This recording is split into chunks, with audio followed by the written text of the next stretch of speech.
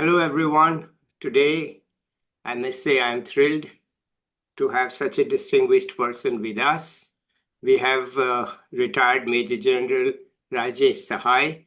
It's a great honor to have such a high-ranking Army officer with us, retired, of course, but still, Thank you. it is a great pleasure to have such a high-ranking Army officer with us. We are all civilians. We rarely get to meet such people. But enough from me. Let's listen to him. Over to you, sir.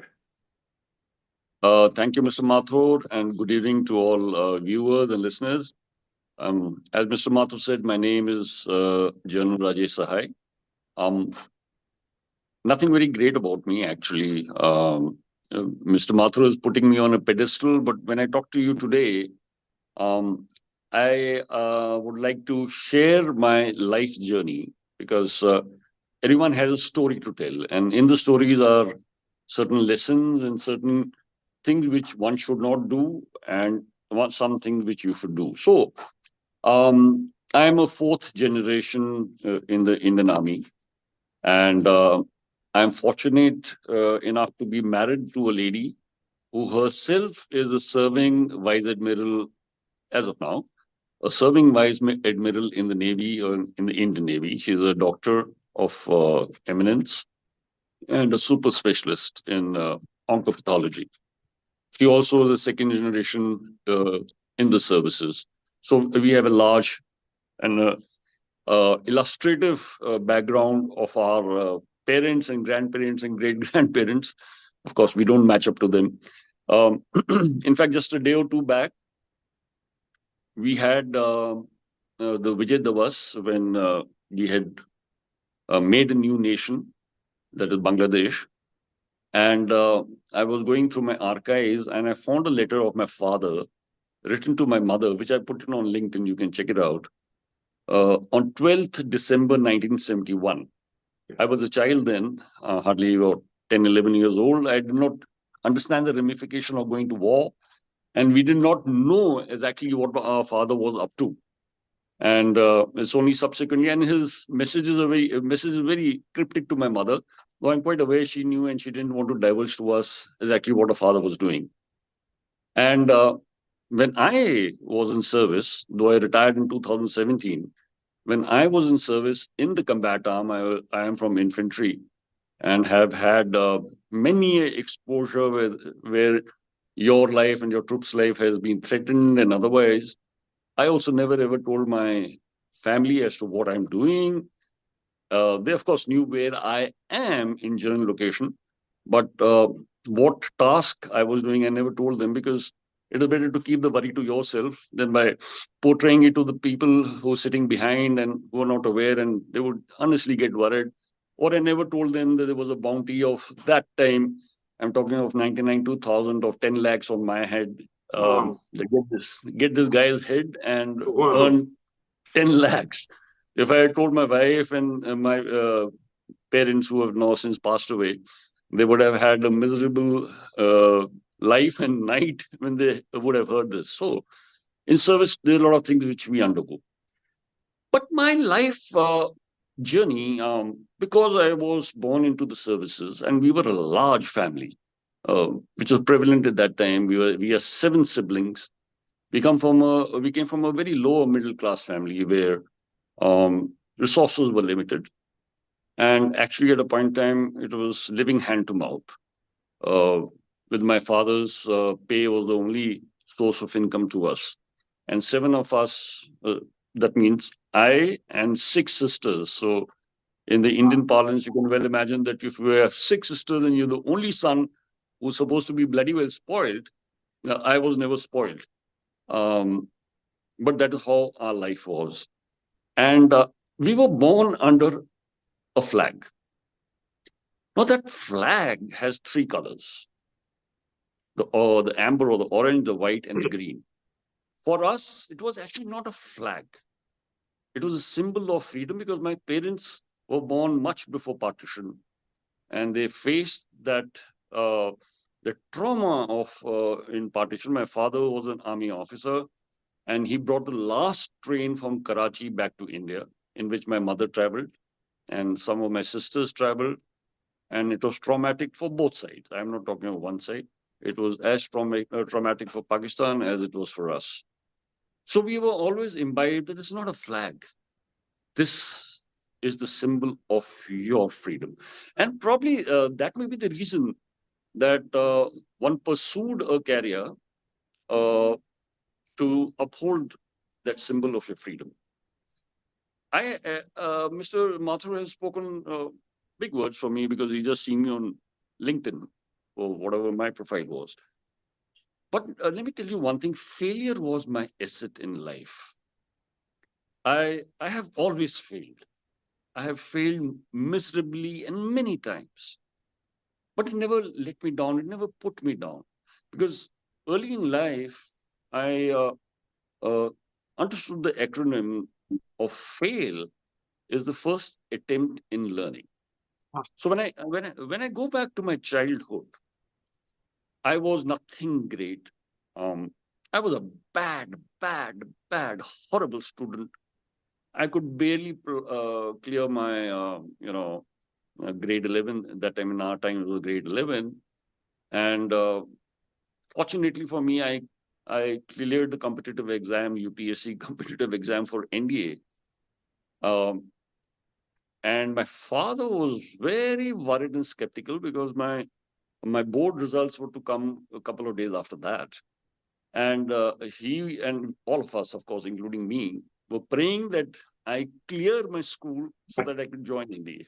So many people will talk, I am this, I'm that. I was no one. I'm still no one. I'm still a very, very small entity in this big life.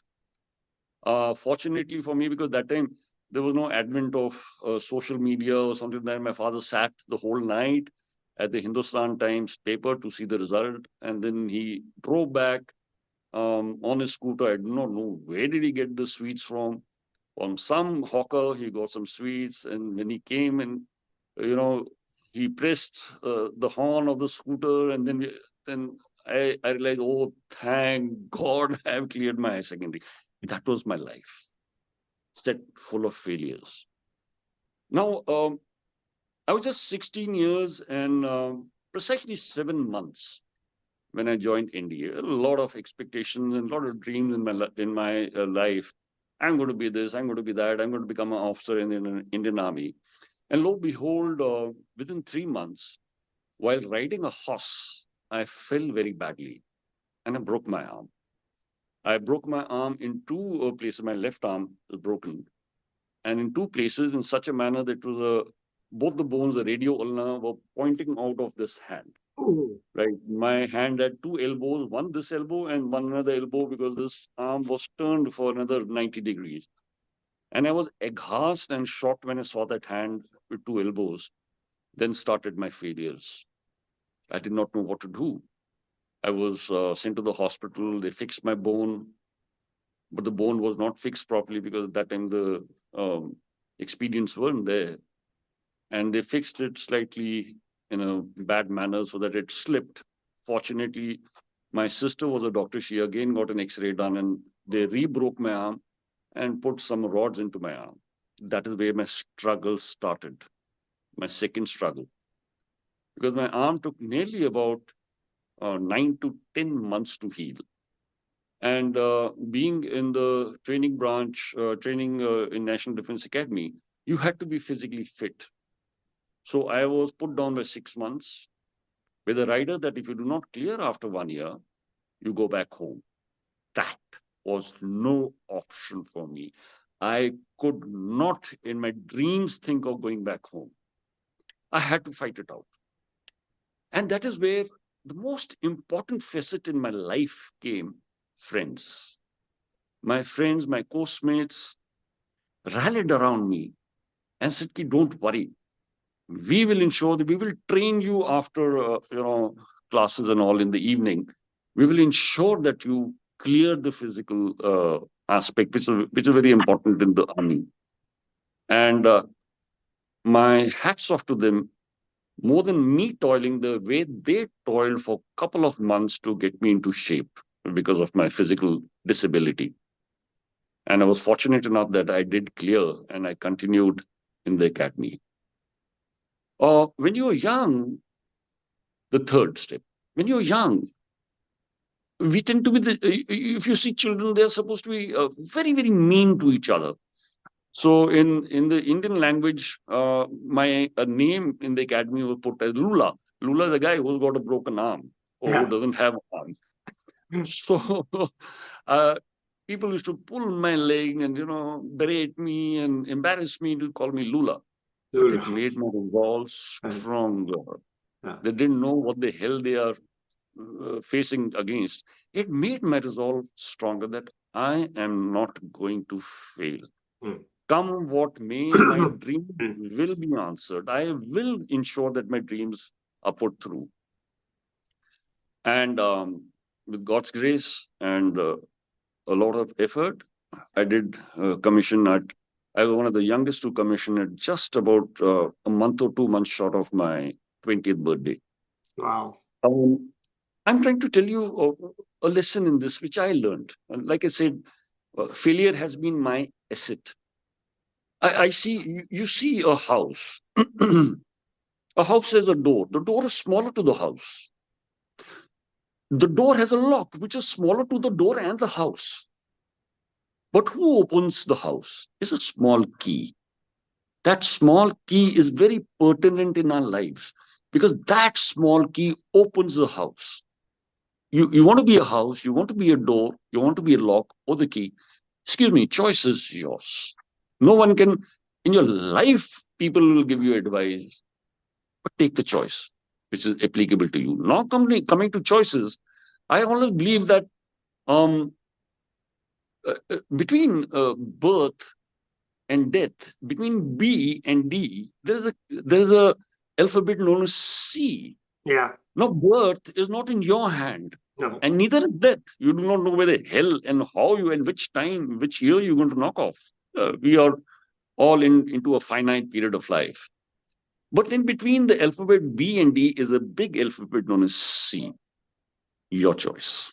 How Oh. you want to lead it. You want to lead your life with sorrow, with helplessness, with arrogance. Choice is yours. Mm. Or you want to lead a life Mm. full of dreams, full of hopes. You want to do the best of your life to your best of your ability. After 2017, I'm now a corporate trainer. I've trained nearly 14,000 people, Yeah. and I always tell them the choice is yours. Excuse me, please be selfish. Don't say I want to do it for my mom, I want to do it for my dad, I want to do it for my uncle, I want to do it for my kids, I want to do it for my wife. Nonsense. Do it for yourself. If you do it for yourself, then other things which you have in life get nullified if you are selfish. So learn the art of being slightly selfish to yourself, and you will find that you will lead probably better life uh, because the choice is vested in you. If you fail, doesn't make a difference. Damn it!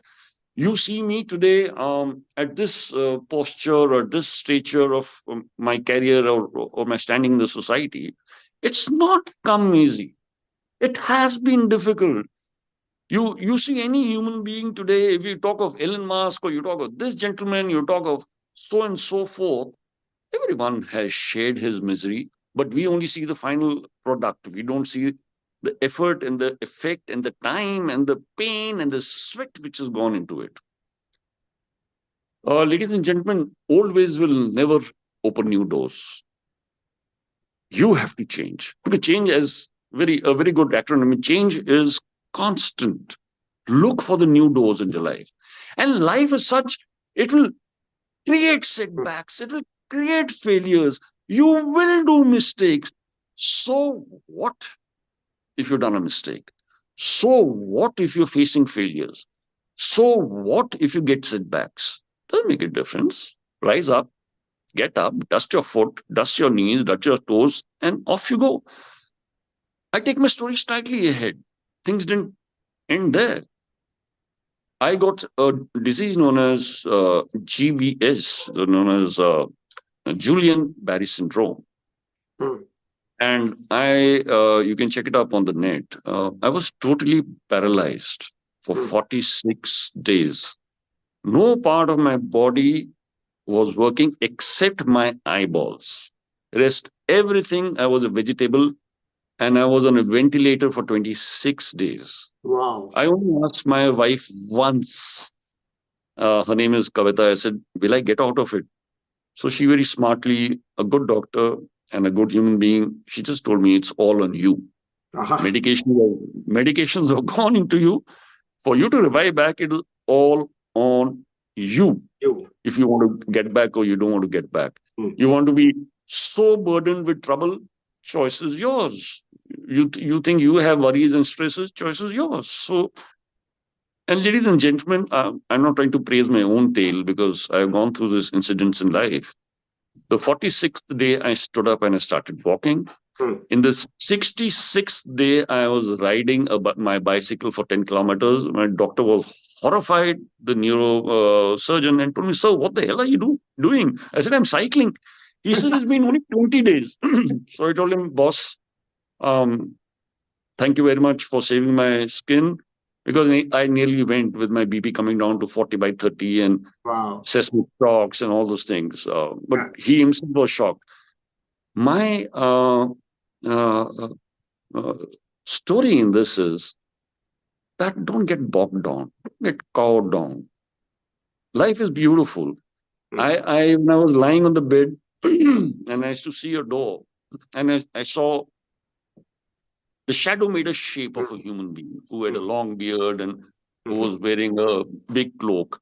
And I used to have a conversation with him in my mind. So I used to ask this person, what is wrong with me? Will I get out of it? This is my internal dialogue. And he would laugh.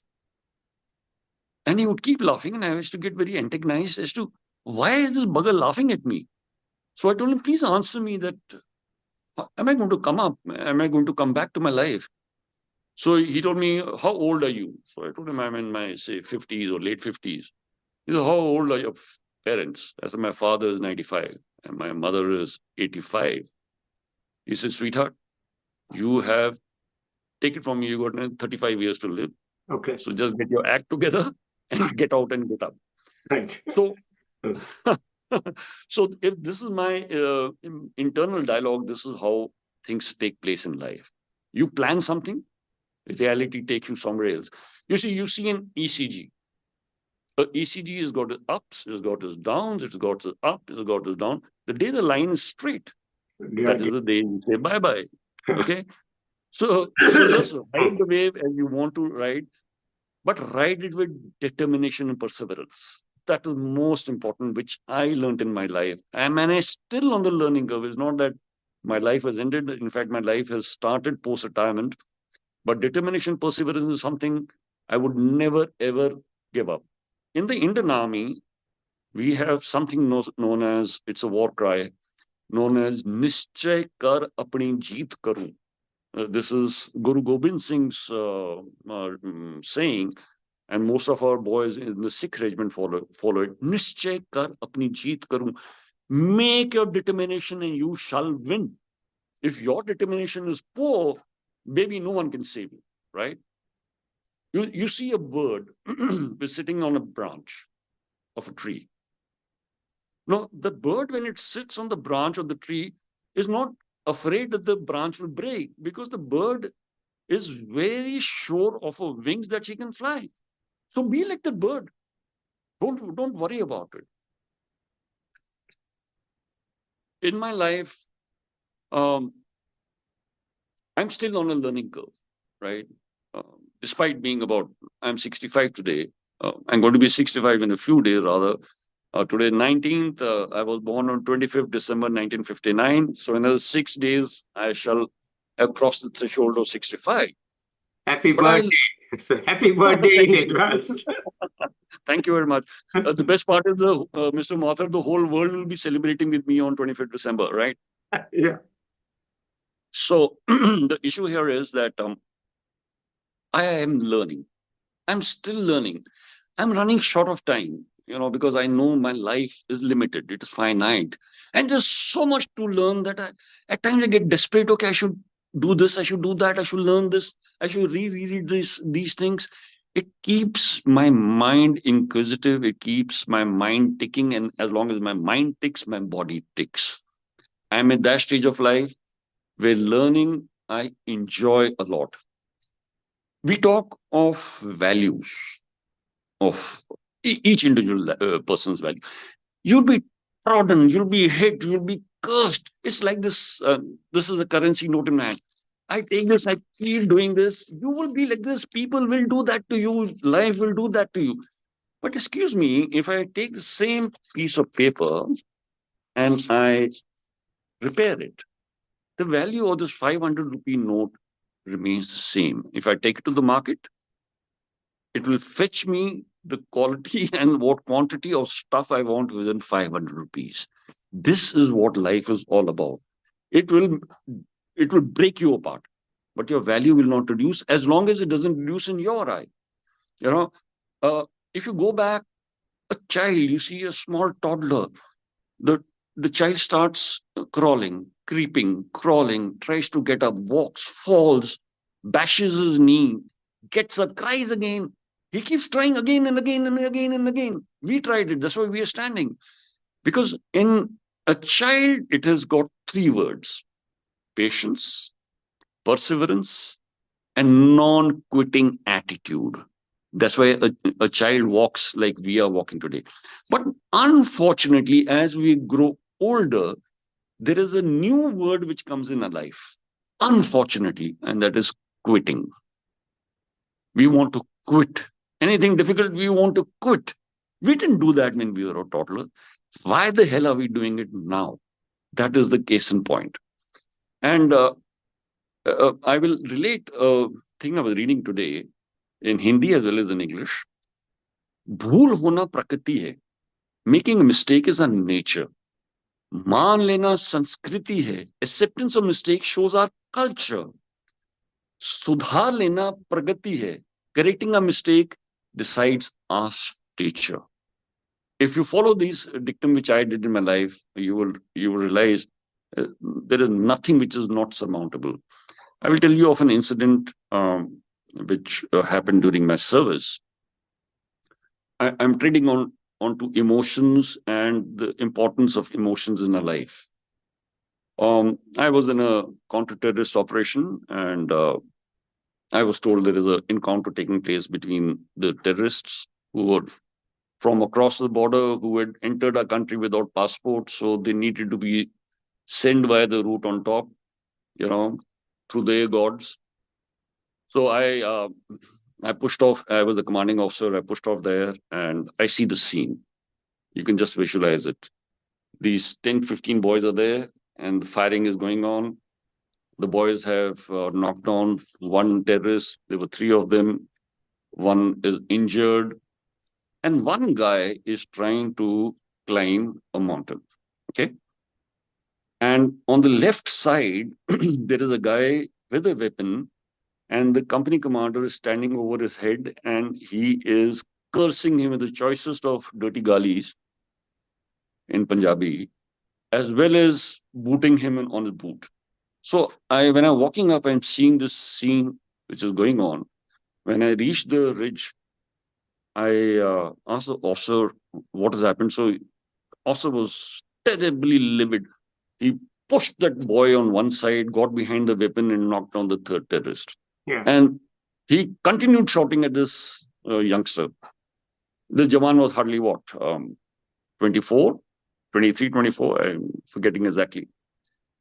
So I don't know why you're shouting at this fellow. He says, sir, just he's so scared he can't even fire at the running terrorist. What about if the terrorist fires at him? And sir, look at his trouser. He is peed in his trouser. He urinated on his trouser. So his trouser was wet. Yeah. Fear. Yeah. Normal, being fearful is very normal. We are human beings. And, the story I'm telling you, you may think that I'm Amitabh Bachchan. I'm not a sausage in front of Amitabh Bachchan.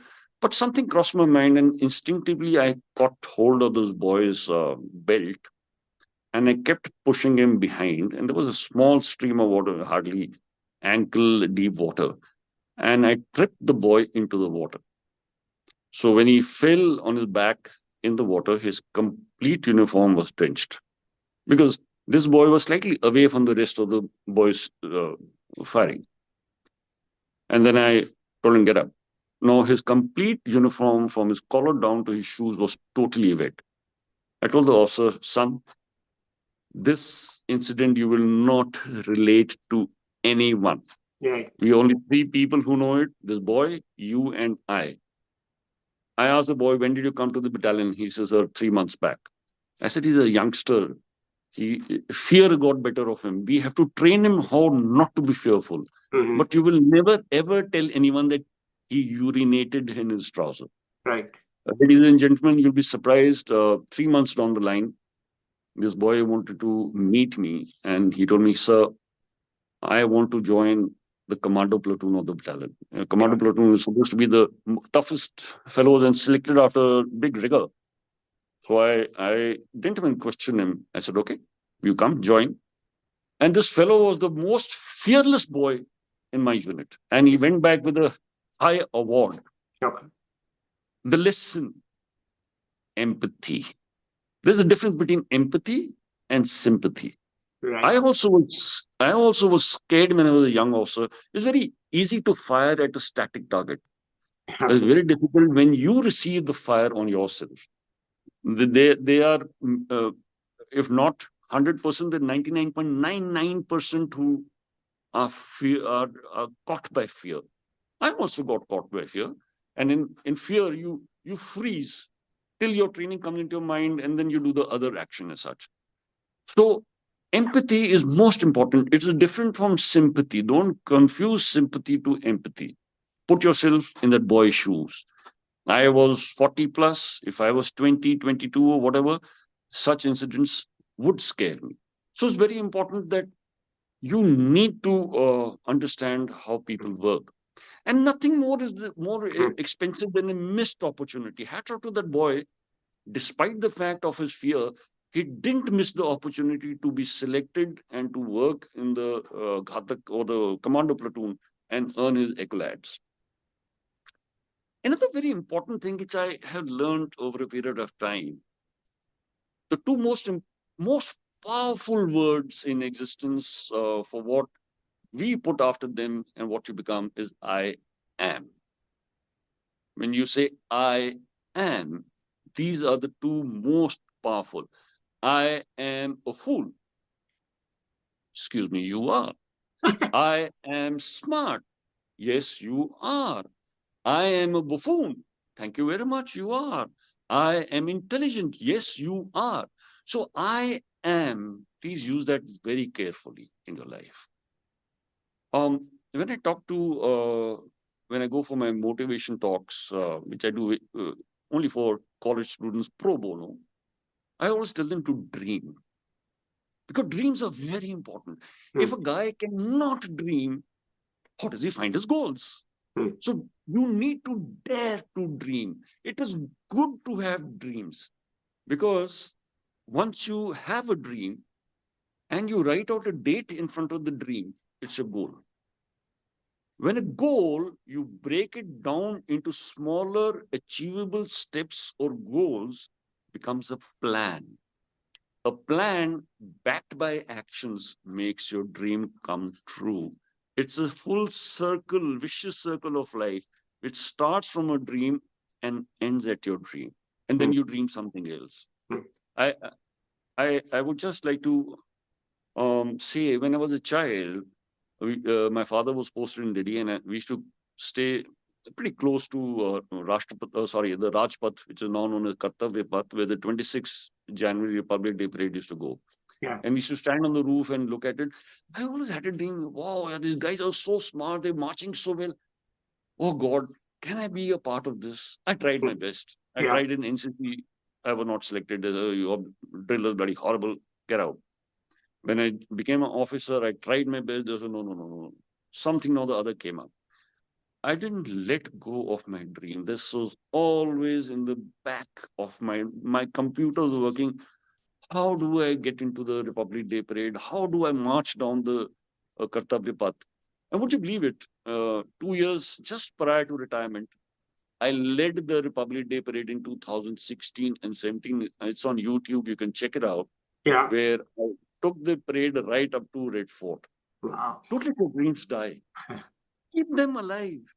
Finger your dreams a wee bit. Revive them. It is so important in life. Otherwise, what is left? Dream what you dare to dream. Go where you want to go. And be what you want to be, not what someone else wants you to be. It's your solo journey. You came solo, you will go solo. Everything in between is you are solo. So do it for yourself and no one for anything. I When I talk to people, I am quite cut off of the word but. Yeah.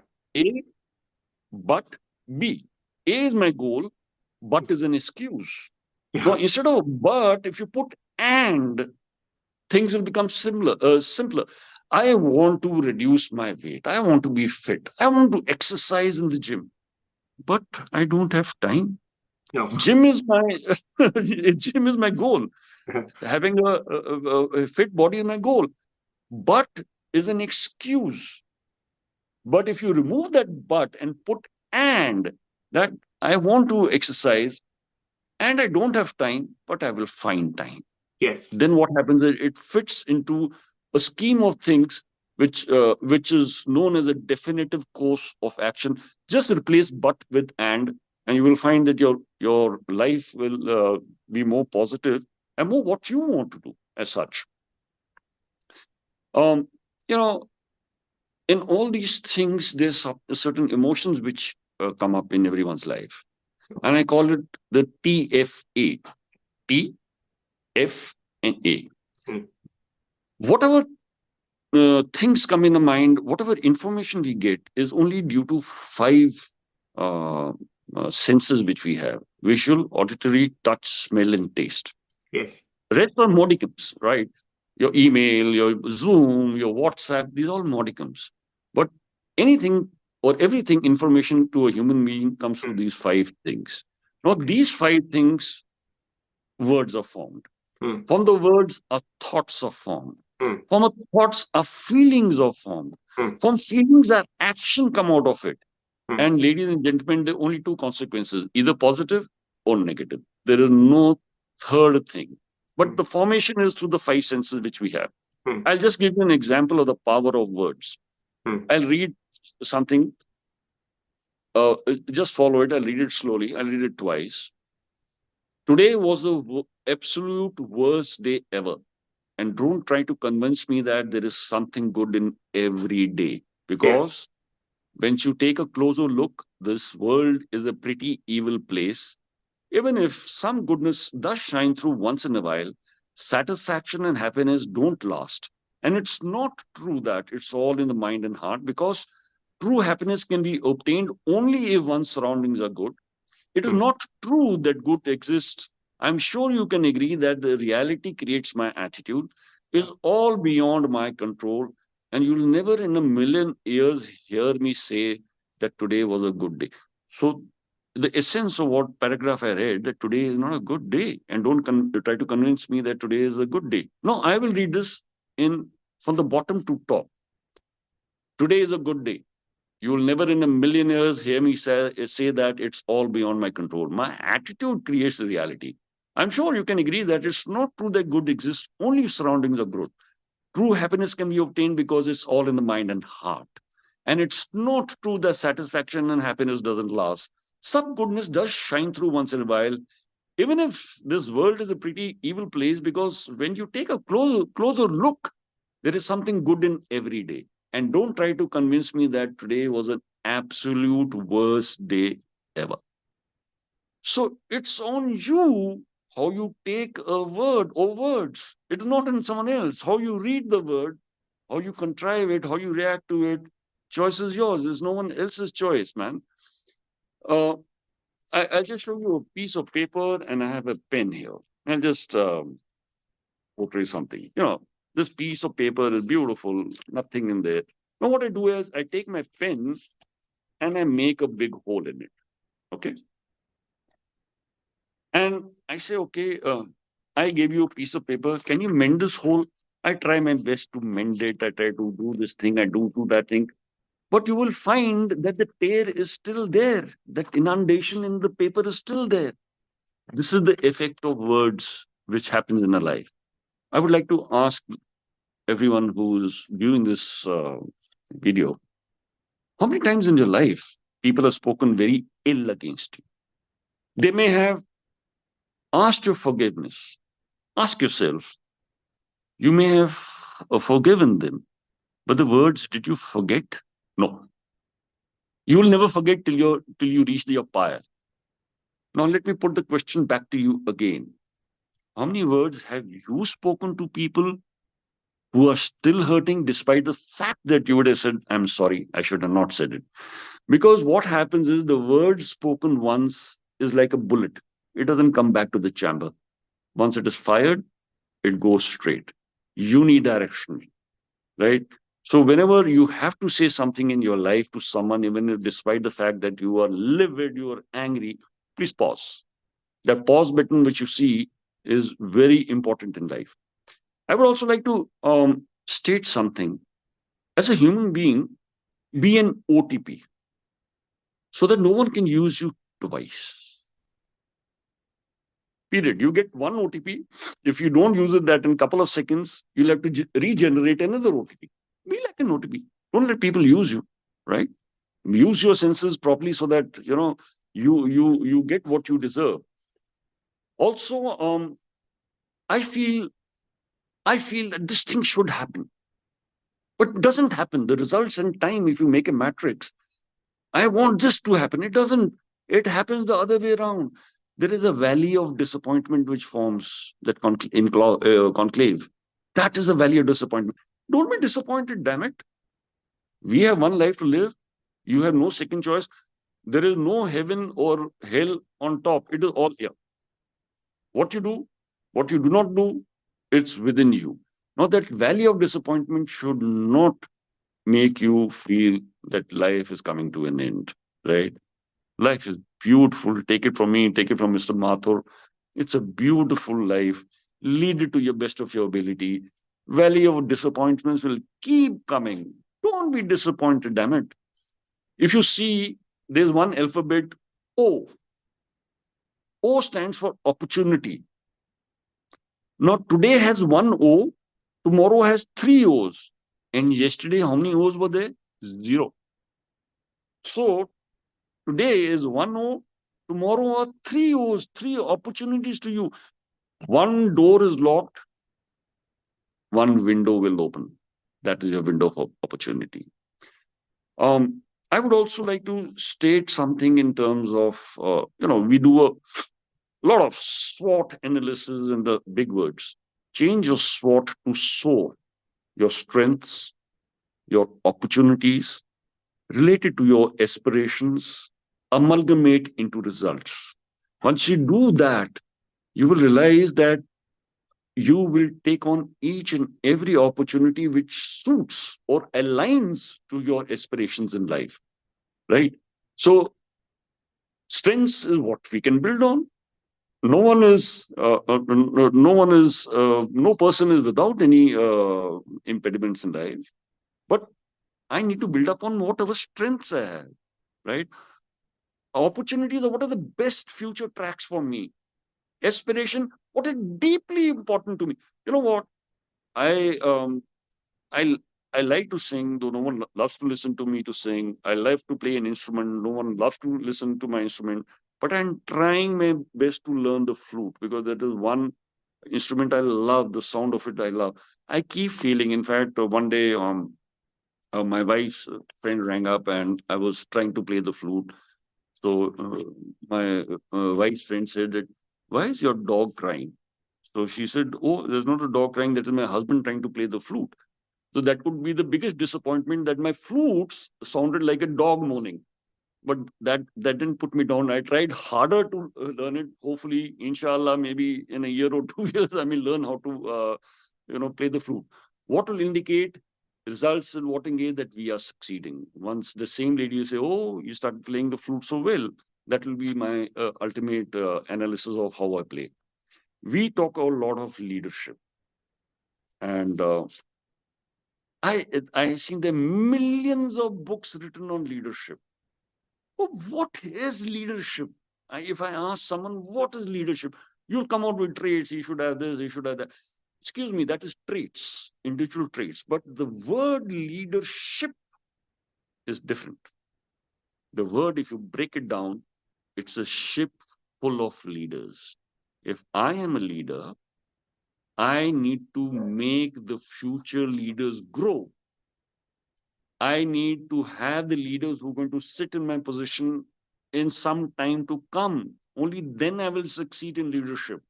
I have to have a ship floating of leaders. So thereby, I have to motivate the leader. And what does the leader say? The leader, you can find out a leader when he says a few things, which I shall relate to. I trust you. One, I believe in you. How can I help you to achieve your personal goal, aspirations, or desires? I'm very proud of you.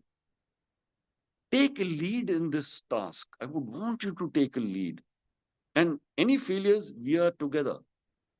If we fail, it is us. If we succeed, it is you. You make a difference to me and my organization. And thank you for your hard work.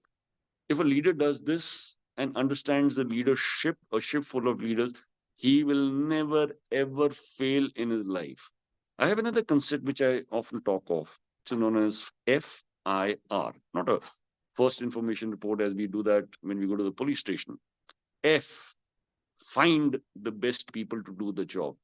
I, inspire them by giving logic and the reason to do the job. And R, which actually should be the first, reward, oblique, and or recognize. You have to kick a guy, kick him in isolation. You have to praise a guy, praise him in a crowd. He will always be your forward throughout your life. I remember an incident which took place in one operation which went sorely wrong, which I was heading as such, and something went terribly wrong. And in operations, many things go wrong.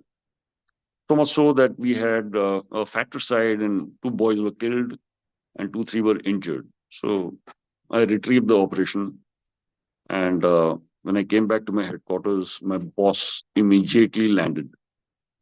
And he told me that it was officer led. So he told me, I know that you briefed these fellows. Now tell me which officer is to be blamed so that I can sack him. So I looked at him. I said, "There is no blame in operations. Things go right, things go wrong. We have to accept it. If we had knocked out the terrorists today, you would be the one who would be praising me. So how do you expect me to say that things have gone? Point out the person who did the wrong thing." I said, "Okay, there's one guy. I need you to punish him. He's a who?" I said, "It's I. I am the leader. I need the punishment. Go ahead and do it." So he said, "No, no, no. I'm talking very seriously. Tell me which of the youngsters have done wrong." I said, "None of the youngsters have done wrong. It is my fault." So I'll use this word. So he said, "Then you will buy it." And of course, after the whole night we are awake and retrieving the operation, I was at my tether's end. I used the F word. I told him, "Sir, F it." He just looked at me, turned around, sat on the helicopter, and went away. Right? Of course, he did F me. But the issue here is those two youngsters, officers, are today at high ranks. And when they meet me, they were that time captains. When they meet me, and they were highly trained, they were the commandos of our Indian Army, who were extremely trained. Whenever they meet me, they bow down. So I told them, "Damn it, your brigadier is going to be general. What are you doing here? Why are you trying to bow down?" He said, "No, sir. We have learned a leadership lesson from you that a leader is the one who takes the blow on his chin. And he takes it by not putting his chin on the side, but takes it right on the chin."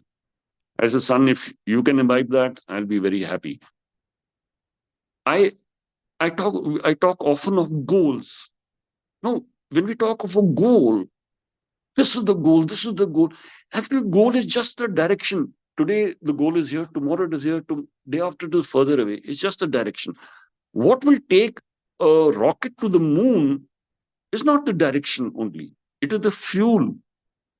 Even if you have 1 milligram less propellant of fuel in your rocket, it will not reach the moon. As a leader, you are the fuel. You have to put the fuel in your boys. Only then they will go and achieve. And they will go to the direction wherever it may be, and you may change the direction wherever you feel like. But as long as you don't fuel them, it's going to be an issue. But in all these things, there is something known as communication. And the four elements of communication. Everything is based on communication. Motivation is based on communication. Guys die for you because of communication, how you can communicate to them. People, the message, the context, and fourth, but not the least, is listening. As you go up in stature in life, remember, God has given you 2 ears and 1 mouth. So keep this bugger shut. God has made these 2 things. Listen more, yap less. And unfortunately, we are taught writing, we are taught reading, we are taught how to speak, but we are never taught how to listen. And in a life, if you listen, you will succeed. We use the other 3 things we are taught, but the 4th thing no one has taught us. So it's high time to learn it. God has taught you by giving you this, in 45% of your average time of your day in your life, you are actually listening, right? But if you use it the other way around, there's a problem.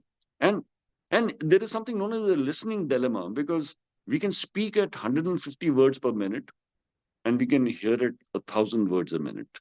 So what happens is that 850 deficit words per minute is thanks to this mobile, that we open it up, who's texting me, who's chatting to me. No, we have to cover up the deficit of 850 words per minute. It's difficult, but nothing is not surmountable. It is easy. You have to train yourself to do that. I have people talk of trust, and leadership is based on trust. Your leadership becomes a gift and not a threat if you can connect and lead. It can be, I'm not only talking about leadership in the army, I'm talking leadership across the board, because I train a lot of corporate people, etc. You may make a needle, or you may make a Boeing, because people are involved. And these are the people you have to lead. It can be one person led, it can be 1 lakh, it can be 100 lakhs, doesn't make a damn difference. You have to connect and lead. And how do people judge you? 2 ways: trust and respect. Trust comes from warmth generated by the leader. Respect comes from competence of the leader. When they both join together, that is how people judge you, right? And leaders who project only strength before they project warmth instill fear. Once warmth is installed, strength is welcome. Okay. And way to influence people is start by being warm. And when you're warm, you facilitate trust, you facilitate communication, you facilitate absorption of your directions. And before people decide what they think of you or your message,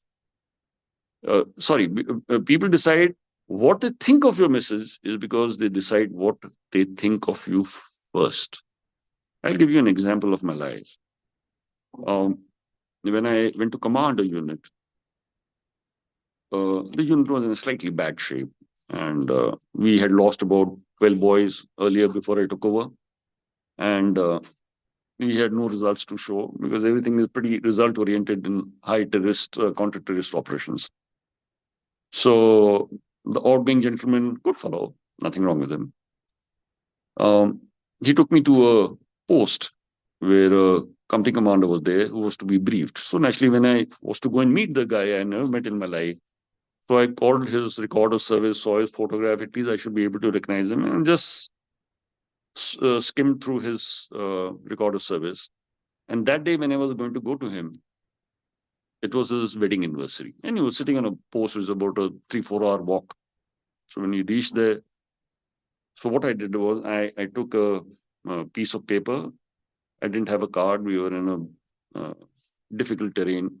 I just wrote his name and said, "Many happy returns of the day. God bless you. Happy anniversary. Be blessed always." And I put it in an envelope, sealed it, and I took it along with me. So when we reached there, the gentleman, "Sir, may I start briefing?" I said, "Just a moment." From my uniform pocket, I gave him a letter. I said, "Please read this letter after you finished your briefing." So he looked at me. He was a typical rustic Rajasthani. So I told him, "Sir, you just reached and you already giving me a warning." I said, "Doesn't make a damn difference. You will read this after you finish your briefing." So the outgoing CEO is asking me, "What is in that? What is it? What have you put in the envelope?" I said, "Sir, we will see once you finish this briefing." So this gentleman did his 45 minutes brief. So I told him, "Go to the side, open the envelope, and see the message I given to you." So nicely he put in and took out a piece of paper which I had written happy anniversary to him.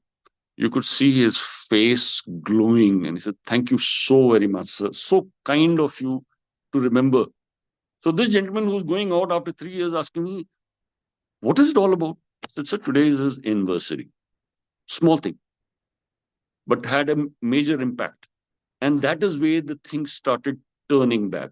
When you projected the warmth, the competence, and whatever I said then was absorbed by the gentleman. So that is where the connect is. Ladies and gentlemen, I have taken too much time. In my last phase of the thing, I just want to tell you a small thing.